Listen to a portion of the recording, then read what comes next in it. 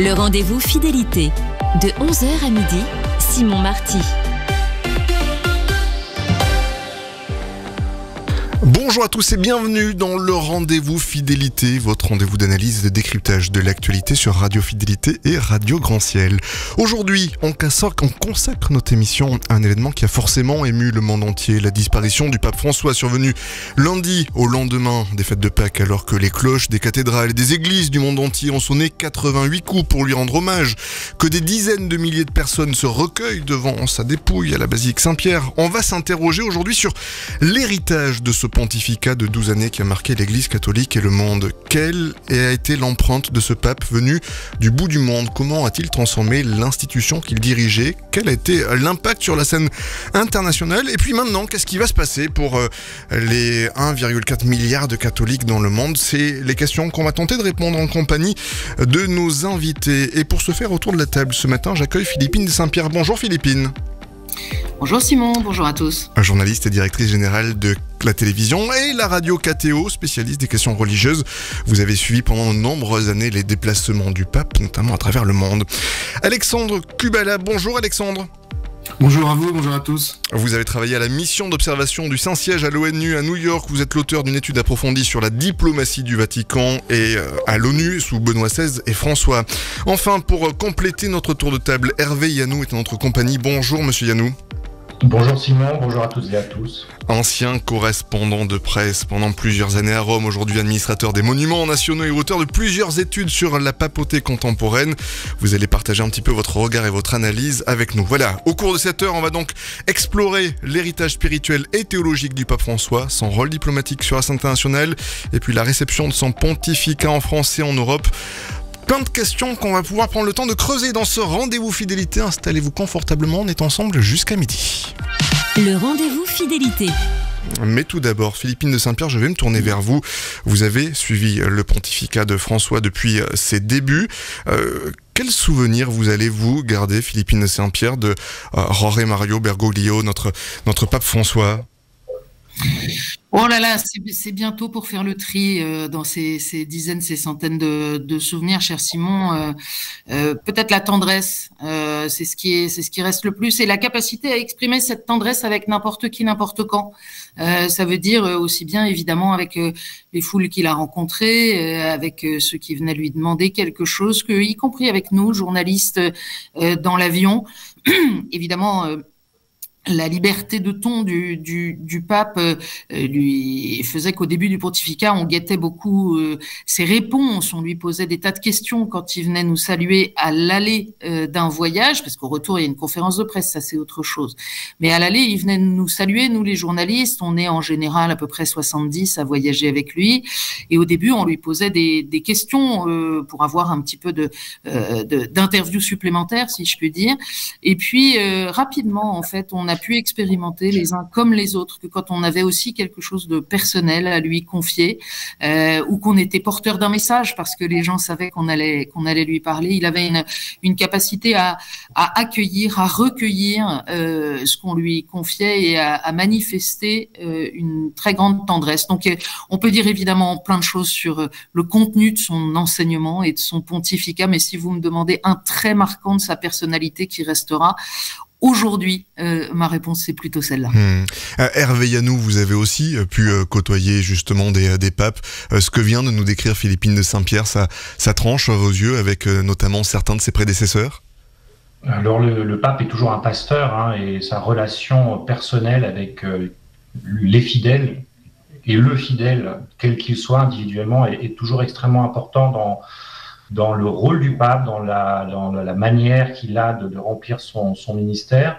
Et oui, on a l'habitude, lorsque l'on fait l'analyse de pape, surtout des personnalités, de juger de leur façon qu'ils ont de rencontrer les fidèles, de les serrer dans les bras, de les toucher, d'être distants ou moins distants.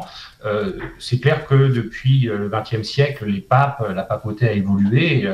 Si on revient au XIXe, au début du XXe siècle, les papes sont des personnages relativement distants, peu accessibles, et ça s'est ensuite largement développé au XXe siècle à partir de Vatican II, Paul VI, et puis le développement des voyages pontificaux, la mise en place des audiences hebdomadaires, place Saint-Pierre, etc., et de ce lien intime que chacun et chacune recherche avec le Saint-Père à chacune de ses rencontres. Et moi, j'ai pu côtoyer alors le cardinal Bergoglio avant qu'il ne soit pape, dans le cadre d'un livre que j'avais écrit sur la Compagnie de Jésus, les jésuites, donc j'avais rencontré à ce moment-là. Et effectivement, c'était quelqu'un avec qui, lorsqu'on avait une discussion en tête-à-tête, on avait l'impression à ce moment-là qu'il n'y avait que vous qui comptait et donc il y avait une relation extrêmement forte, intime, et c'est ce que j'en retiens de cet entretien que j'avais eu avec lui dans les années 2008 lors de l'écriture de ce livre. Philippine, l'écologie, c'était un sujet majeur du pontificat de François, notamment avec son encyclique Laudato Si en 2015 ou encore Laudato Deum. Pour vous, en quoi ces textes ont-ils marqué potentiellement un tournant dans la pensée catholique et comment est-ce qu'ils ont été reçus ? Je vais vous décevoir et peut-être on l'entend pas beaucoup aujourd'hui, mais pour moi c'est pas du tout une rupture ni un tournant. Je rappelle que quand Benoît XVI commence son pontificat, il y a un certain nombre de journaux qui titrent le pape vert parce que Benoît XVI a beaucoup écrit sur l'écologie. Le style de François, sa manière de dire les choses, sa manière de mettre des inflexions particulières ont sans doute permis que on entende mieux dans la cacophonie de notre époque ce que l'Église voulait dire, mais il y a toujours une petite ambiguïté quand on parle d'écologie concernant les papes et l'Église, c'est qu'on a en tête le schéma de l'écologie politique. Bien sûr, la préoccupation pour la sauvegarde de la maison commune, pour la planète, pour le développement durable est au cœur de cette partie de l'enseignement de l'Église, mais dans le cadre du fameux « tout est lié » que François développe précisément dans cette encyclique que vous avez évoquée, Laudato Si, qui a maintenant 10 ans. Tout est lié, ça veut dire que la façon dont on traite les plantes, les animaux, la planète, dont on considère et dont on fait vivre notre économie, c'est aussi lié à la façon dont on traite la personne humaine. Et si on prend l'un des deux aspects sans prendre l'autre, alors on n'est pas dans ce que promeut l'Église, dans sa doctrine sociale, que François a déployé avec un accent particulier qui était assez clair dès qu'il a choisi ce nom du Saint d'Assise, dont on connaît évidemment l'attachement à chaque manifestation de la vie sur la terre. Justement, Alexandre Kubala, François a souvent été qualifié de pape des périphéries. Comment voyez-vous cette attention aux marges du monde ? Comment elle s'est traduite dans sa diplomatie, dans ses voyages apostoliques ? C'est un pape des périphéries d'abord par les choix qu'il fait de ses destinations. Il a systématiquement choisi d'aller rendre visite dans des pays où les communautés catholiques étaient marginales, ou en tout cas d'un nombre très réduit, y compris en Europe. Je pense par exemple, il a visité les pays baltes, il a visité la Suède, la marge nord donc de l'Europe, il a visité certains des pays des Balkans, alors qu'il a jamais rendu visite ni à l'Espagne ni à l'Allemagne. Et c'est aussi vraiment une volonté de mettre en valeur ces marges qui transparaît dans ses visites en France, parce que on a beaucoup reproché au pape François de ne pas s'être rendu à la réouverture de la cathédrale Notre-Dame, alors que il avait été à Marseille et puis un peu après en Corse. Il avait été aussi à Strasbourg, mais dans un cadre un peu différent pour rencontrer les institutions, enfin pour s'exprimer devant les institutions européennes. Donc il y avait vraiment une volonté qui transparaît également dans son rapport à la France de favoriser les périphéries et qui est constitutive de son rapport au monde et à la mondialisation. D'abord parce que lui-même vient, il l'a dit lui-même dans son premier discours lorsqu'il est apparu place Saint-Pierre, il vient du bout du monde, c'est ce qu'il expliquait, et donc il a une sensibilité particulière. Il n'est pas issu du cœur catholique traditionnel de la catholicité, mais aussi c'est constitutif de son rapport à la mondialisation où il a été, et c'est une même volonté qui se retrouve dans les thèmes qu'il aborde, son attention aux migrants, notamment les laissés pour compte de la mondialisation, qu'il a défendu tout au long de son pontificat. Donc c'est vraiment une attention aux marges qui est à la fois géographique et à la fois thématique. Hervé Yannou, on a souvent parlé d'une opposition au pape François au sein même de l'Église, notamment dans les cercles les plus conservateurs. Pour vous, quelle était la réalité de cette opposition? Comment François, avec le regard extérieur que l'on peut avoir aujourd'hui, l'a géré? Tous les papes, en fait, de par la nature de leur fonction et de leur mission, font face à des oppositions. Hein. Le Saint-Siège est une organisation politique, spirituelle, certes, mais aussi administrative, et donc tous les papes, quels qu'ils soient, ont toujours eu des oppositions.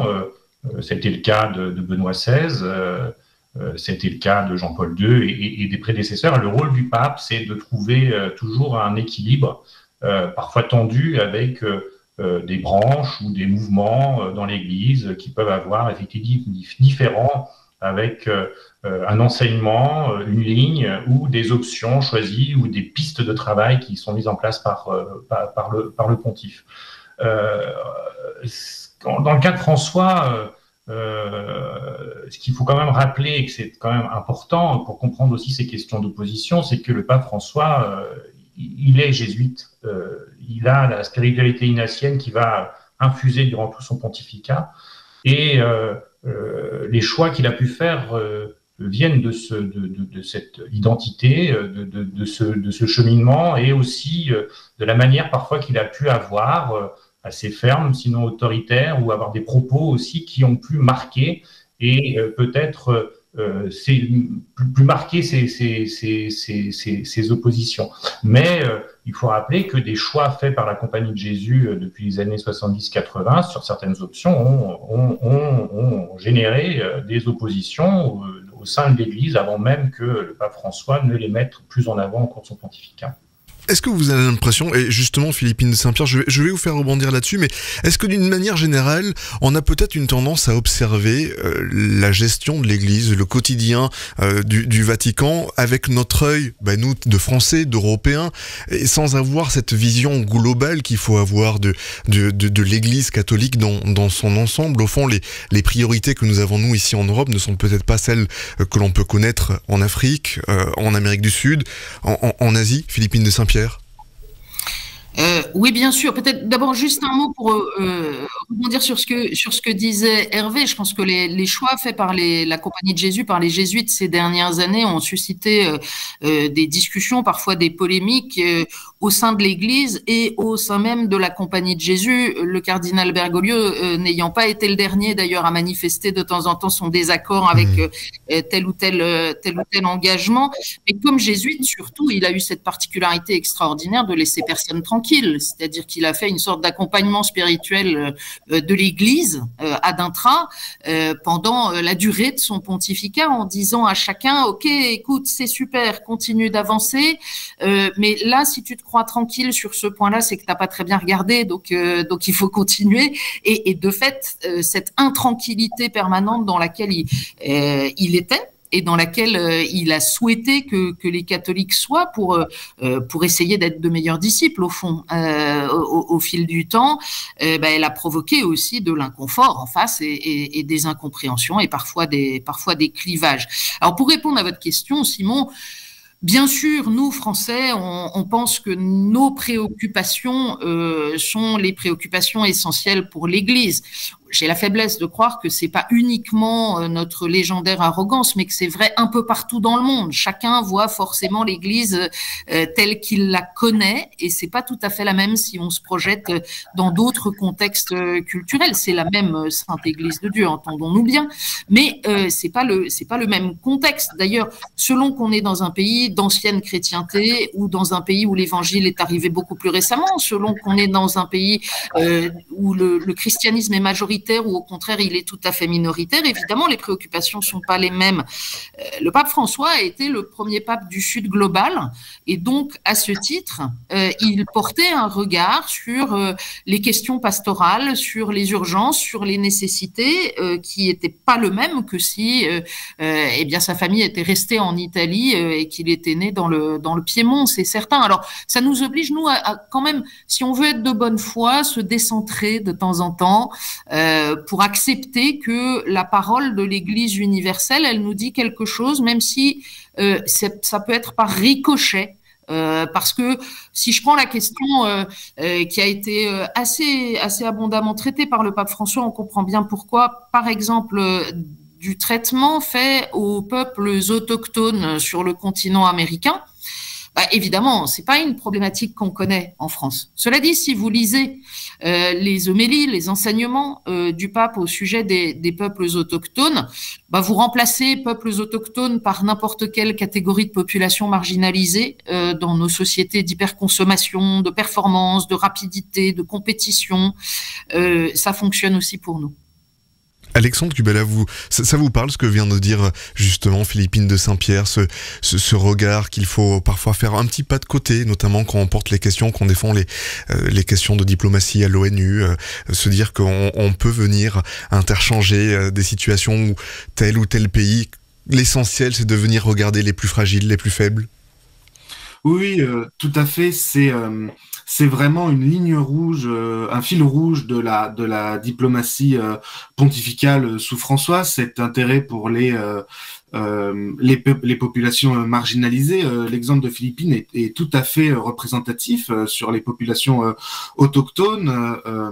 La délégation, la mission d'observation permanente qui était à l'ONU servait véritablement de relais de transmission entre les épiscopats, notamment en particulier, je pense à certains prélats amazoniens qui avaient été invités sur les questions pour pouvoir parler de leurs enjeux, notamment sur les questions écologiques, parce que c'est aussi des populations qui sont sur la ligne de front de la défense des droits des autochtones évidemment, mais aussi de la question écologique. Et donc là, on est véritablement au croisement de deux préoccupations majeures du pontificat de François, la défense des populations autochtones et la défense des sujets écologiques. C'est quelque chose qui se retrouve tout au long de son pontificat, avec évidemment en point crucial l'encyclique Laudato Si, bien sûr. Si on reste sur les questions de diplomatie, Alexandre, l'un des moments certainement les plus marquants du pontificat, mais vous pouvez rectifier si vous n'êtes pas d'accord. Pour moi, vu de l'extérieur, j'ai l'impression que c'est quand même la médiation entre Cuba et les États-Unis. Est-ce que vous pouvez peut-être revenir pour nos auditeurs sur cet épisode, et puis pour vous, ce qu'il révèle de la méthode diplomatique de François? Eh bien, c'est une méthode qui se caractérise par la médiation. C'est vraiment une constante absolue de la diplomatie pontificale, mais qui n'est pas propre à François, parce que le Vatican le Saint-Siège sur la scène internationale se pense comme d'abord un médiateur, d'abord comme un bâtisseur de ponts pour régler des situations. C'était déjà ce qui avait été le cas sous Jean-Paul II, lorsqu'il y avait eu un conflit entre l'Argentine et le Chili sur le canal de Beagle. La papauté était intervenue et avec une médiation express avait réussi à éviter les combats. Et donc là, on est sur le cas de la médiation entre Cuba et les États-Unis, le rétablissement des relations diplomatiques. Alors, la médiation du Vatican s'inscrit dans un contexte qui est relativement favorable, puisqu'il y avait une volonté de la part des États-Unis, notamment de la part d'élus au Congrès américain, qui avaient déjà fait appel au Vatican sous le prédécesseur de François, sous Benoît XVI, pour pouvoir débloquer la situation. Et c'est véritablement l'élection d'un pape latino-américain. Et donc, il connaît bien toutes ces problématiques-là et qui connaît à quel point la position des États-Unis et l'embargo, notamment, qui est imposé à Cuba, isole l'île du reste de l'Amérique du Nord, mais est aussi un point de friction entre l'Amérique du Nord et l'Amérique du Sud. Et donc, il est très volontaire dans cette médiation-là, et notamment avec l'aide du cardinal Ortega qu'il va envoyer à La Havane. Il va permettre la reprise de ces relations diplomatiques. Barack Obama s'est aussi rendu au Vatican en 2014 et cette visite-là au Vatican a permis d'avancer un peu plus le dossier. Et c'est finalement donc cette année, en 2014, que sont rétablies les relations entre Cuba et les États-Unis. Et les deux dirigeants, le dirigeant cubain et Barack Obama du côté américain, rétablissent ces relations-là le jour même de l'anniversaire du pape François, ce qui est évidemment un symbole diplomatique de remerciement pour cette médiation qui s'est voulue d'ailleurs tout à fait discrète. Il n'y a pas eu de communication officielle du Vatican, il n'y a pas eu d'annonce parce que c'est ce que le Vatican se considère comme sa mission propre et presque son travail quotidien finalement de rétablir des relations entre des pays qui sont un peu opposés, d'assainir comme ça les tensions au niveau international. Philippine de Saint-Pierre, Hervé, vous qui êtes des observateurs de cette scène, comment pour vous les catholiques français ont-ils perçu le pontificat de François? Est-ce qu'il y a eu des évolutions dans cette perception tout au long de ce pontificat? Est-ce que vous avez vu le regard des Français évoluer progressivement? Comment vous avez pu suivre un petit peu tout cela? Hervé, Philippine, qui se lance en premier? Hervé Yanou, allez. Il faut d'abord noter effectivement que la majorité, je crois, des voyages du pape François en dehors d'Italie ont eu lieu en France, bien qu'il ne soit jamais venu en France comme il l'a dit. Ce qui a toujours un peu troublé les Français et au moins nos gouvernements avec cette dichotomie, cette subtilité jésuite, on va dire, en disant je viens dans les périphéries de la France, mais je ne viens pas en France. Il a eu quand même une attention pour la France importante. Il a nommé des membres du clergé français cardinaux, là encore peut-être des périphéries. Ce n'est plus Paris, ce n'est plus Lyon, c'est plus les grandes capitales, mais voilà, avec une approche très particulière ou différente que celle habituelle pour la fille aînée de l'Église, que la France revendique toujours dans ses relations avec le Saint-Siège et la proximité de nos dirigeants, que nos dirigeants veulent mettre en place avec les papes, quels qu'ils soient, au fur et à mesure des pontificats. Je crois que l'image du pape François en France et auprès des Français a été très positive. On peut le voir actuellement après son deuil, et que surtout, effectivement, elle a été très positive parce qu'il a été dans les périphéries françaises. Il n'a pas été dans la capitale. Le voyage à Marseille a eu un impact, fierté des Marseillais, d'aller dans cette ville sur des questions très concrètes. Et évidemment, le premier voyage d'un pape en Corse, là aussi, c'est une périphérie nationale pour des questions particulières intérieures françaises, et le pape a décidé d'aller à Ajaccio, ce qui fait qu'effectivement, il a quand même interrogé la politique intérieure française à travers ses voyages, ce qui ne peut pas laisser totalement et pleinement indifférent, et cette façon différente de faire le pape vis-à-vis de la France, d'avoir un autre discours qui l'a un peu secoué quand même, de ne pas venir à Paris pour Notre-Dame. C'était un peu différent de ses autres prédécesseurs, dont par exemple Jean-Paul II, évidemment, qui avait rappelé ses obligations de la France vis-à-vis de son héritage chrétien, qui avait là aussi beaucoup marqué, mais François a joué sur un autre pied avec la France. Philippine de Saint-Pierre? Oui, je pense qu'il y a plusieurs niveaux, parce que la relation politique de François avec la France, la manière dont François a été perçu par l'ensemble de la population, et puis sa relation avec les catholiques de France, c'est peut-être pas tout à fait la même chose. Sa relation avec la France, moi je dis souvent en souriant qu'on a quand même un petit problème, nous Français, c'est que dès qu'on n'est pas préféré, on se sent mal aimé. Alors, c'est ce qui a créé, oui, il n'a pas fait de visite d'État, c'est pas juste, alors qu'on est quand même, comme le disait Hervé, la fille aînée de l'Église. De fait, François n'a fait aucune visite d'État dans les grands pays d'ancienne chrétienté. Il n'est pas allé en Espagne, il n'est pas allé en Allemagne, mais il est venu 3 fois en France, à Strasbourg, à Marseille, à Ajaccio, comme Hervé vient de le rappeler. Il y a eu un gros malentendu, un peu orchestré, probablement politiquement quand même, autour de la question de la réouverture de Notre-Dame de Paris. Parce que il a simplement jamais été question que le pape vienne à la réouverture de Notre-Dame de Paris. La vocation du pape, et en particulier de celui-ci, n'est clairement pas de venir faire la cerise sur le gâteau dans un événement où il aurait un rôle purement décoratif. Il y avait déjà une dimension à la fois politique et mondaine à la réouverture de Notre-Dame, qui est bien légitime parce que c'est un joyau national. Il y avait aussi évidemment une dimension religieuse, et François n'avait sa place dans aucune des deux. Ni pour venir décorer, ajouter un élément à la brochette de personnalité sur la première partie, ni dans la deuxième partie, parce qu'une cathédrale qui réouvre, c'est d'abord le peuple de cette église particulière qui reprend possession de sa cathédrale avec son archevêque, qui, je le rappelle, n'y avait pas encore célébré, puisqu'il a été nommé alors que la cathédrale était fermée pour travaux des suites de l'incendie. Donc, on imagine mal que le pape serait venu pirater cet événement du diocèse de Paris et se faire prendre dans une espèce de jeu de photographie entre Trump et Zelensky dans un exercice où il aurait absolument pas pu, lui, exprimer ce qu'il voulait exprimer. Bref, j'abrège, mais vraiment, je crois qu'il y a un énorme malentendu autour du fait que le pape n'a pas été gentil de ne pas venir à la réouverture de Notre-Dame. Je crois qu'il n'a jamais considéré que c'eût été sa place, et personnellement, je ne crois pas que c'était sa place. Donc il y a ce premier point. Politiquement, il y a des incompréhensions avec Emmanuel Macron, même s'ils se sont vus 6 fois, c'est quand même là aussi quasiment un des chefs d'État qui a le plus rencontré le pape François. Il y a eu des points de connivence, de convergence, et puis il y a eu des points qu'on connaît, notamment dans toute le feuilleton que nous avons autour d'une loi sur l'euthanasie, avec un pape François qui n'a pas hésité à exprimer fermement ses désaccords. Et puis, avec les catholiques français, comme dans l'opinion, François a plutôt une très très bonne image générale de ces propos d'ouverture qui sont parfois d'ailleurs très largement surinterprétés, car François n'a en rien abrogé la doctrine de l'Église catholique. Il a mis en avant la question de l'accueil et de la miséricorde, qui est le premier pas pour entrer.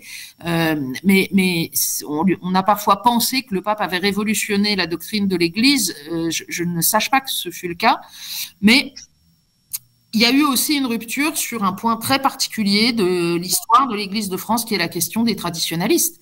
Et la brutalité de Traditionis Custodes, qui est ce texte par lequel François a abrogé les dispositions prises par Benoît XVI pour libéraliser, disons, l'usage du missel ancien, a ravivé, spécialement en France, qui fait partie des rares pays où ce sujet est si prégnant parce qu'il est très intrinsèquement lié à notre histoire politique des 150 dernières années, ça a ravivé des blessures et des incompréhensions très fortes chez une partie proportionnellement quand même importante des catholiques pratiquants. Tant qu'on est sur les blessures, on n'a pas évoqué jusque-là les scandales de pédophilie qui ont secoué l'Église catholique ces dernières années. Comment vous regardez justement la façon dont François a dirigé la barque, a conservé une forme de cap face à ces scandales qui ont touché l'Église, que ce soit en France, mais aussi ailleurs dans le monde, Philippine de Saint-Pierre? C'est difficile de faire un bilan mitigé alors qu'on est encore dans l'attente des funérailles du pape, donc je trouve toujours ça délicat. Néanmoins, il faut dire, je crois, que le bilan est mitigé dans ce domaine. François a poursuivi ce qui avait été entamé là aussi par ses prédécesseurs, et en particulier par Benoît XVI à partir de 2005. Il a pris des mesures, il a fait avancer des choses, il a convoqué tous les présidents de conférences épiscopales, il a tenu ce sommet pour redire la ligne absolument désormais intangible de l'Église dans la lutte contre les abus. Il a publié ce texte important, Vox Extis Lux Mundi, qui dit par exemple que si un évêque ou une autorité venait à couvrir un auteur d'abus en le déplaçant ou en ne le dénonçant pas à la justice, eh bien il serait lui-même tenu pour coupable également et sanctionné. Donc il a fait avancer des choses. Il a lui-même changé, parce que c'était un homme de sa génération et il avait la position de sa génération quand il devient pape, et ses paroles contre paroles. Vous savez, on entendait beaucoup dire ça il y a quelques décennies, et on a vu dans l'affaire chilienne combien il a pu se fourvoyer, alors que beaucoup de voix dénonçaient un évêque du Chili en particulier, et puis autour de lui tout un réseau d'auteurs de crimes, et le pape n'a pas voulu entendre. Il a dit mais ce sont des racontards, c'est fait pour nuire à l'Église, vous savez, toute cette petite musique qu'on entendait régulièrement. Et puis c'est notamment une éminente consoeur à nous, Nicole Winfield, qui l'a apostrophé dans le vol de retour du Chili en disant mais Saint-Père, en fait on a toutes les preuves, on a tous les éléments, comment est-ce que vous pouvez dire que c'est des racontards, c'est pas possible. Là on a vu sur son visage que il prenait un coup. il l'a regardé, il a dit mais quelle preuve? Elle lui dit mais attendez, on a tous les dossiers, enfin c'est pas possible que vous les ayez pas, on les a tous. Moyennant quoi, en rentrant à Rome, il a étudié les dossiers et il a convoqué tous les évêques du Chili. Ils ont tous démissionné et une grande partie a été renommée, mais clairement pas tous. Donc ce que je veux dire, c'est que François, il a fait un chemin aussi. Mais enfin, d'abord, c'est loin d'être parfait partout. On se souvient des démissions de la commission de protection des mineurs du Vatican qui dit bah oui, on existe, mais en fait, on n'a pas la main et on peut pas être opérationnel quand il y a des églises qui refusent de se mettre dans le droit chemin.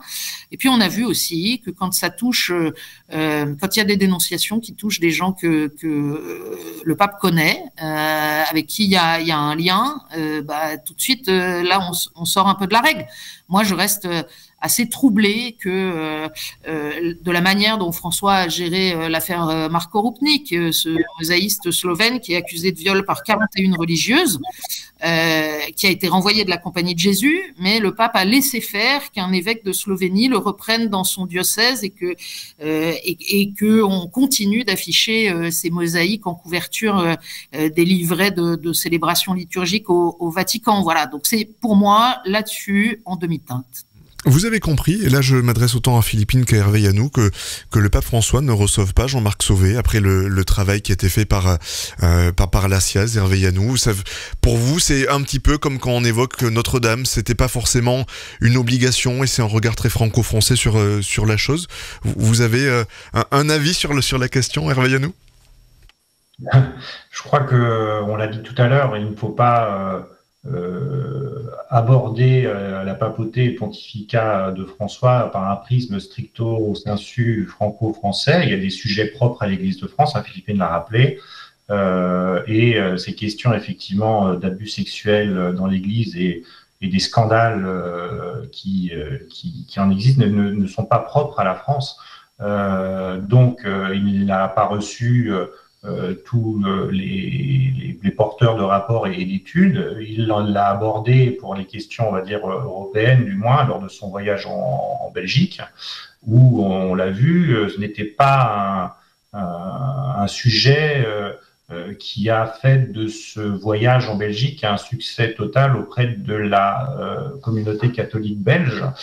C'était un peu complexe et diplomatiquement pas si évident. Donc on voit que ce sujet qui a été mis en avant par quand même son prédécesseur, qui a commencé à travailler là-dessus, la question systémique du sujet, on en avance aussi pour le pape, qui certes ne l'a pas caché, mais il avance en voyant avec des particularités de chaque église et de chaque situation. Donc ça reste une question extrêmement globale, qui est traitée de façon globale, puisqu'effectivement, quand le pape rentrait dans les questions propres à chaque situation d'église locale, pouvait rencontrer effectivement des opinions publiques, un clergé et des institutions qui, sur cette question éminemment importante et éminemment douloureuse pour l'Église, pouvaient effectivement brouiller le travail qui était en cours, voire la position de Rome sur ces sujets qui restent délicates. Alexandre Kubela, Hervé Yanou, Philippine de Saint-Pierre, vous restez en notre compagnie. On marque une pause dans le rendez-vous fidélité. On se retrouve dans quelques minutes. On regardera un petit peu. Eh bien, d'abord, on se penchera sur le dialogue interreligieux pour regarder un petit peu qu'est-ce qui a été fait sur la question. Les questions migratoires, bien évidemment. Alexandre Kubela, on vous interrogera sur votre regard d'un point de vue diplomatique sur ces questions-là. Et puis, on s'intéressera au futur chantier. Et Dieu sait qu'il reste du travail que devra porter le futur souverain pontife. Vous ne bougez pas. Radio Fidélité, Radio Grand Ciel, on est ensemble jusqu'à midi. C'est le rendez-vous fidélité. Au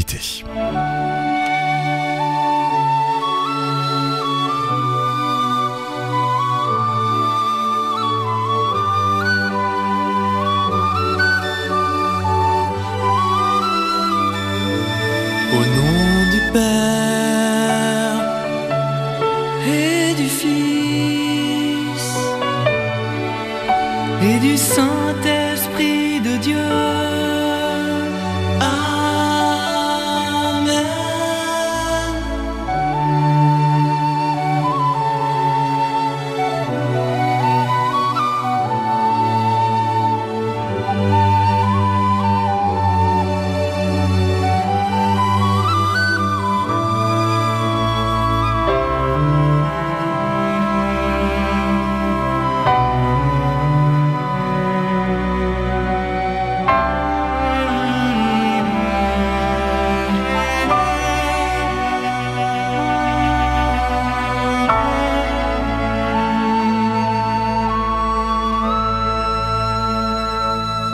Je bénirai le Seigneur en tout temps, tout lieu, sa louange sans cesse à mes lèvres.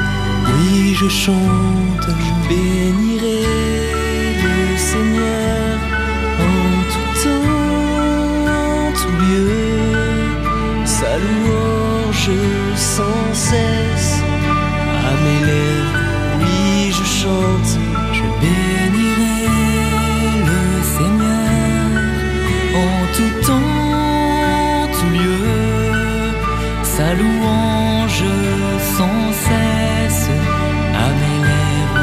Oui, je chante.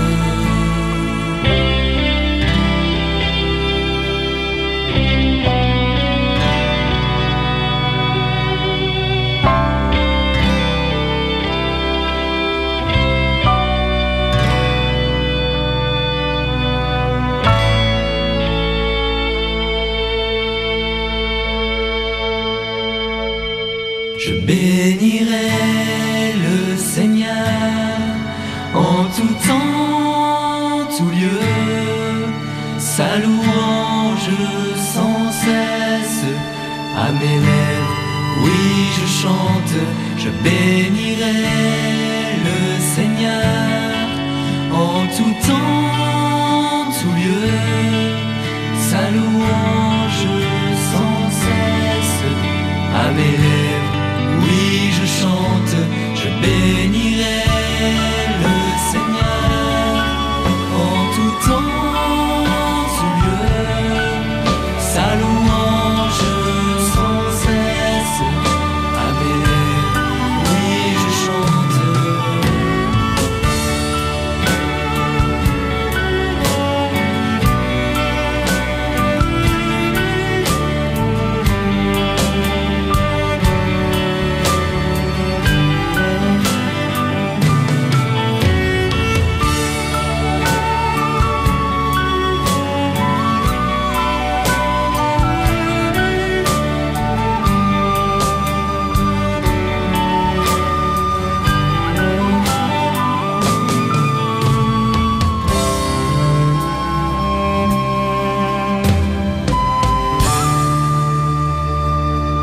Le groupe Glorious à l'instant avec Je bénirai sur les antennes de Radio Fidélité et Radio Grand Ciel. Le rendez-vous fidélité. C'est le rendez-vous fidélité. Nous sommes toujours accompagnés par Philippine de Saint-Pierre Herveyanou et Alexandre Kubala. Alexandre Kubala, justement, je vais revenir avec vous un petit peu sur la diplomatie et les conflits. Comment le pape François s'est positionné face notamment aux deux grands conflits qui ont marqué la fin de ce pontificat, la guerre en Ukraine et puis celle à Gaza? Sur le conflit à Gaza, le pape François s'est engagé de longue date en faveur de la paix et d'une reconnaissance finalement des deux États. Il a d'ailleurs lui-même reconnu l'existence de l'autorité palestinienne, et puis il avait organisé au début de son pontificat une rencontre, disons informelle, dans les jardins du Vatican entre Shimon Peres et Mahmoud Abbas. Donc vraiment, le conflit israélo-palestinien, c'est l'exemple de cette construction de pont entre deux ennemis, de cette diplomatie, de la médiation qui est vraiment caractéristique de la position diplomatique du Vatican sur la scène internationale. Et c'est ce qui lui a valu d'ailleurs cet appel à la paix qui est absolument intransigeant de la part du pape François, qui n'a cessé d'appeler au cessez-le-feu, à la fin des bombardements, explique la frilosité de la réaction israélienne lors du décès du pape François. On a eu un message sur les réseaux sociaux, il me semble, du président israélien, mais le reste du gouvernement de Benjamin Netanyahu a fait preuve de la discrétion la plus absolue sur le décès du pape François. Ce qui montre bien que du côté israélien, cet appel à la paix et au dialogue a été pas toujours très bien perçu ou pas toujours très bien analysé en tout cas. Sur le conflit ukrainien, en fait, le conflit ukrainien vient percuter le dialogue interreligieux qui avait été lancé et qui suivait celui déjà engagé par son prédécesseur Benoît XVI, le dialogue interreligieux mené avec les orthodoxes. Il y a eu notamment le pape François a évidemment reçu plusieurs fois Vladimir Poutine, mais sur le dialogue interreligieux, il y avait une rencontre à La Havane avec le patriarche de Moscou, le patriarche Kirill, qui était un événement en termes de dialogue interreligieux, parce que c'était une première rencontre entre le patriarche de Moscou et la papauté dans l'histoire des religions. Et donc le conflit ukrainien est venu percuter de plein fouet cette main tendue vers les orthodoxes. D'autant plus que le patriarche Kirill, depuis le début de la guerre en Ukraine, a vraiment un positionnement qui est très proche de celui du Kremlin. Et donc là, la volonté de dialogue a été difficilement entendue, même si pareil, il y a eu des appels à la cessation des hostilités. Mais là, ça a été plus compliqué pour le pape François de se faire entendre sur ce sujet-là. Des hommages suite au décès du pape François on a pu les lire dans la bouche de la plupart des responsables religieux de la planète. Hervé Yanou, Philippine de Saint-Pierre, ce dialogue interreligieux, on peut dire que il a été ravivé ou qu'il a brûlé d'une flamme légèrement différente avec François, que ce n'était le cas auparavant avec Benoît XVI par exemple ou Jean-Paul II encore auparavant. On se souvient sous Benoît XVI de l'incompréhension née du discours de Ratisbonne avec le monde musulman et de la rupture du dialogue entre le Vatican et l'université Al-Azhar, qui est le plus haut lieu intellectuel du monde sunnite, un dialogue qui avait repris ensuite sous Benoît XVI, qui s'était expliqué. François a eu une approche différente. François n'a pas voulu avoir une approche de dialogue théologique qui était celle de son prédécesseur, mais une approche de service commun des religions au service de l'humanité. Et il a voulu, comme dans d'autres domaines d'ailleurs, appliquer sa conviction que c'est par l'amitié que les choses peuvent avancer. D'où ces rencontres fréquentes avec le recteur d'Al-Azhar, Al-Tayeb, d'où la signature du document sur la fraternité universelle à Abu Dhabi lors d'un voyage assez mémorable, alors qui a d'ailleurs été pas toujours bien compris dans le monde chrétien. Certains y ont vu une espèce de relativisme affiché par François. Pas du tout. C'est pas un document qui parle de religion, c'est un document qui parle du rôle des religions et donc de ceux qui croient en un Dieu, même Père de l'humanité, au service de tous leurs frères et sœurs humains. Il a repris aussi un peu plus difficilement le dialogue avec le monde chiite. Je dis un peu plus difficilement parce qu'au départ, dans sa visite en Irak, la rencontre avec Ali al-Sistani, qui est le deuxième plus haut personnage du monde chiite et qui vit en Irak, à Najaf, cette rencontre était pas tout à fait montée. Elle s'est montée un peu en dernière minute, mais pour autant, elle a eu lieu. C'est très rare qu'Ali al-Sistani reçoive des gens, a fortiori quelqu'un d'une autre religion. Et on se souvient d'une rencontre, alors elle n'était pas filmée, on a eu des photos, mais on se souvient que les deux parties ont témoigné d'une très profonde compréhension entre ces deux hommes de prière. Voilà. Et donc, le dialogue interreligieux avec l'islam a connu des moments d'amitié importants, y compris au risque de susciter l'étonnement, chacun dans sa propre maison, si j'ose dire. Le dialogue avec les Juifs, on sait que François était très très proche du rabbin de Buenos Aires, qu'il avait de très très bons amis avec qui il réfléchissait depuis longtemps sur le dialogue avec le judaïsme. Là encore, son propos n'est pas un dialogue théologique d'abord, c'est un propos d'amitié réciproque, de fraternité, j'oserais dire, et on a pu voir le grand rabbin de Rome hier, qui est venu parmi les premières personnalités auprès du cercueil de François dans la basilique Saint-Pierre. Et puis pour ce qui est du monde chrétien, c'était une priorité très très chère cher au cœur de François. Il y a eu des gestes quand même mémorables au moment de l'ouverture du synode, la veillée Together organisée par la communauté de Thésée, où l'on voit tous ces responsables donner ensemble la bénédiction à la foule. On se souvient de son voyage au Soudan avec l'archevêque de Canterbury, le primat de l'église anglicane, et le responsable de l'église presbytérienne écossaise. Il y a eu beaucoup de choses. Elles seraient trop longues à lister. François était un homme de dialogue et un homme d'amitié, et pour lui, aussi bien avec les autres dénominations chrétiennes qu'avec les autres religions, c'est d'abord en se connaissant, en partageant ensemble des moments, des rencontres, qu'on pouvait donner à tous les autres le témoignage que oui, c'est possible de vivre ensemble. On rejoint la logique des ponts dont Alexandre Kubala nous parlait en termes de diplomatie tout à l'heure.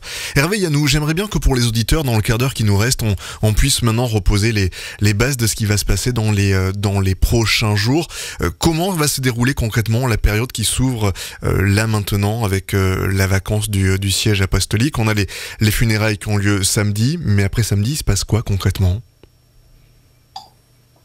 Eh bien, après samedi, qui est un moment extrêmement important dans la vie de l'Église et de la papauté, les funérailles d'un pape, c'est, pour reprendre un terme religieux général, c'est l'apothéose d'un pontificat.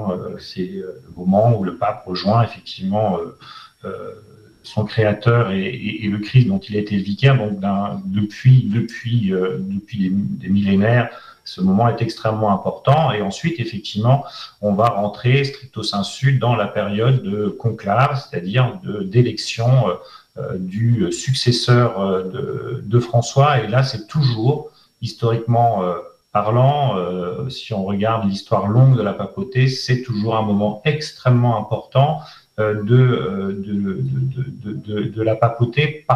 Pourquoi ? Parce que c'est un moment d'inconnu absolu, ou total, ou vécu comme tel, même s'il est strictement organisé. C'est une question d'inconnu, on le voit actuellement, on va en discuter.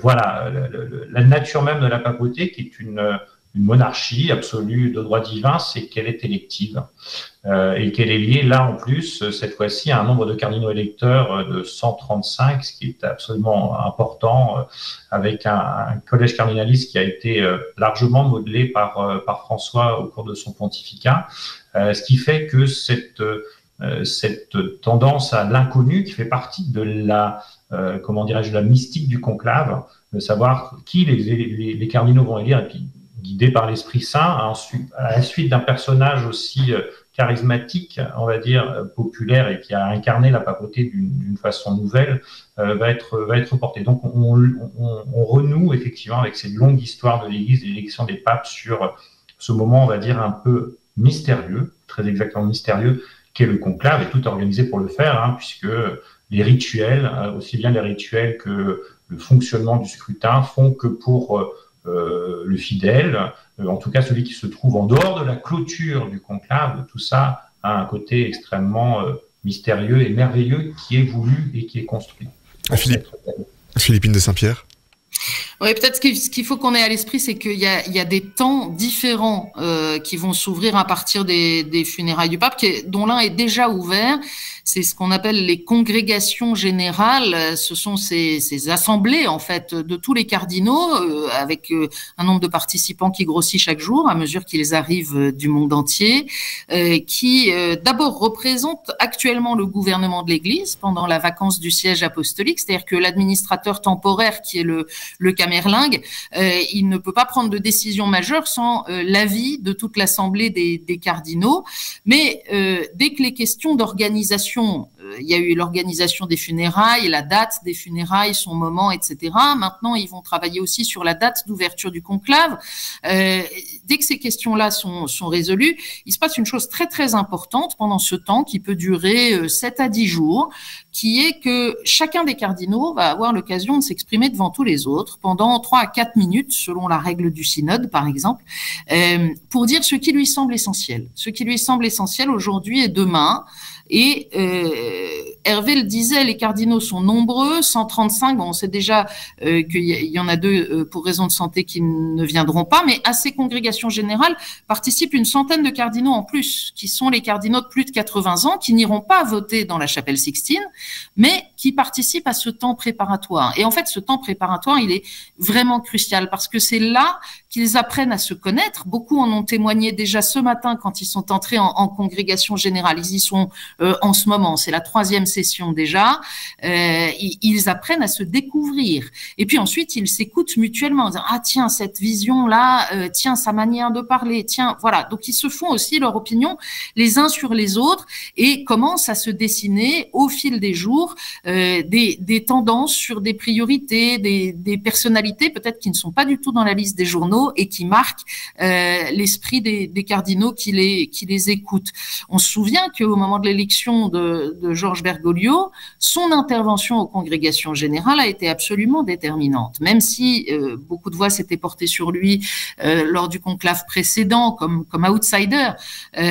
Sa manière de parler de l'Église en disant il faut que l'Église sorte d'elle-même, qu'elle arrête de se regarder le nombril, on doit en terminer avec l'Église autoréférentielle, cette intervention-là a marqué les cardinaux et a tourné énormément de regards sur lui.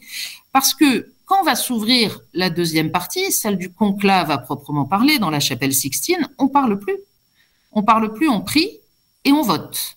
Il y a une prédication qui est faite au moment où les cardinaux entrent en conclave, au moment où on ferme les portes. Il y a encore un prédicateur qui reste, qui fait une petite homélie, et puis ensuite il se retire. C'est l'extra omnes, tout le monde sort, à part les cardinaux votants de moins de 80 ans. Et là, de façon très ritualisée, on procède au scrutin de le matin, de l'après-midi. Mais on discute si on veut au réfectoire à l'heure des repas, mais on discute pas dans la chapelle Sixtine. Donc tout ce qui est de l'ordre de la discussion, de la réflexion commune se joue dans ce temps d'avant pour lequel souvent on n'est pas très attentif. Alors les cardinaux votent aussi le secret, c'est pas un secret total. Sur les congrégations générales, c'est la tradition de ne pas rapporter à l'extérieur qui a dit quoi. Pendant ce temps pour éviter qu'il y ait une sorte de congrégation générale parallèle dans les médias, comme Benoît XVI avait pu parler d'un concile des médias, et pour éviter que les débats se fassent trop à l'extérieur. Mais le vrai secret, c'est celui à partir du moment où il rentre dans la chapelle Sixtine. Et bien sûr, il y a des discussions politiques pendant toute cette période qui s'ouvre. Bien sûr, il y a des approches différentes.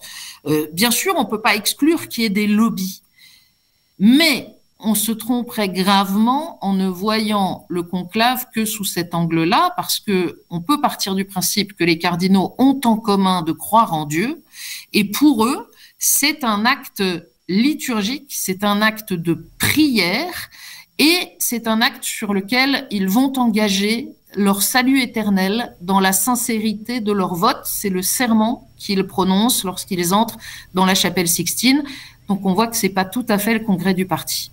Effectivement, c'est assez différent. En général, Hervé Yanou, Philippine de Saint-Pierre, un conclave, si on devait faire une moyenne, ça dure combien de temps ? C'est relativement court. C'est lors des derniers conclaves, je crois que le plus long, c'était celui de Paul VI. On en est sur 2-3 jours.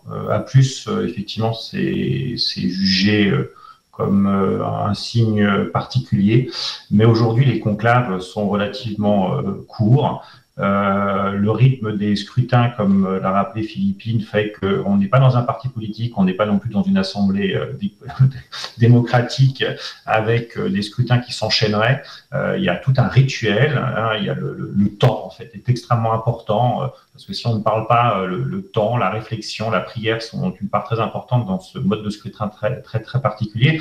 Évidemment, si on se reporte à l'histoire longue de la papauté, l'histoire des conclaves, justement, le conclave est né parce que le temps d'élection du pape a pu prendre plusieurs mois, de très longs mois, voire des années, pour que les cardinaux se mettent d'accord. Mais ça, c'était autrefois.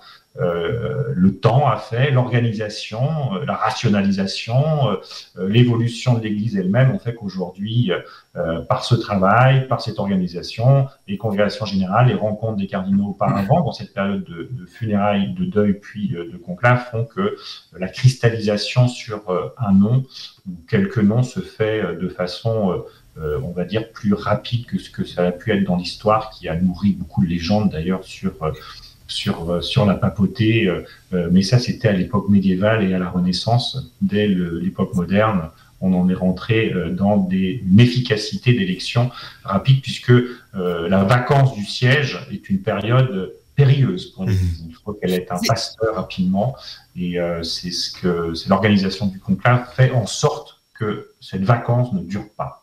C'est pour ça qu'on les enferme à clé, hein, historiquement. C'est pour empêcher les pressions extérieures, parce qu'on a vu dans l'histoire des conclaves où les Romains, mais aussi parfois des délégations des chefs d'État européens forçaient les portes pour faire valoir leurs candidats ou leurs idées, et puis aussi qui n'arrivaient pas à se mettre d'accord, donc on les a enfermés à clé. Il est même arrivé qu'on arrête de leur donner à manger autre chose que du pain et de l'eau pour les motiver à s'en sortir plus vite, et il est même arrivé qu'on retire le toit pour que, victimes des intempéries et de la faim, ils prennent enfin une décision.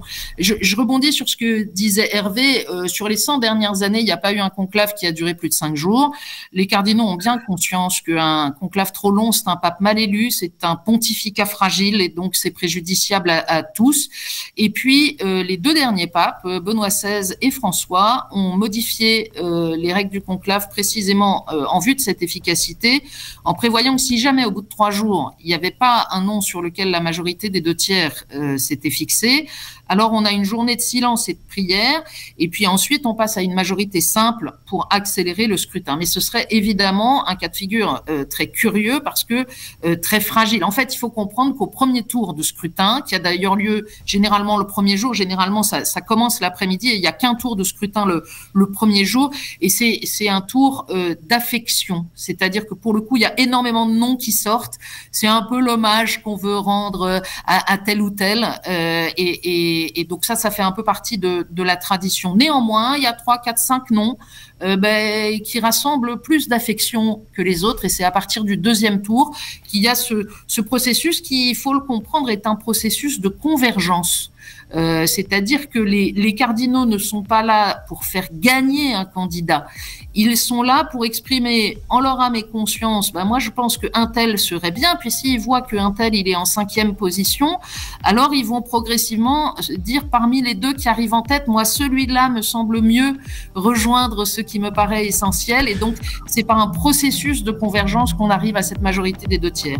Un grand merci à tous les 3 pour votre regard sur la fin de ce pontificat du pape François, et puis les événements qui arrivent et que l'on va continuer à suivre sur les antennes de Radio Grand Ciel et Radio Fidélité. Belle journée à tous à l'écoute de nos antennes.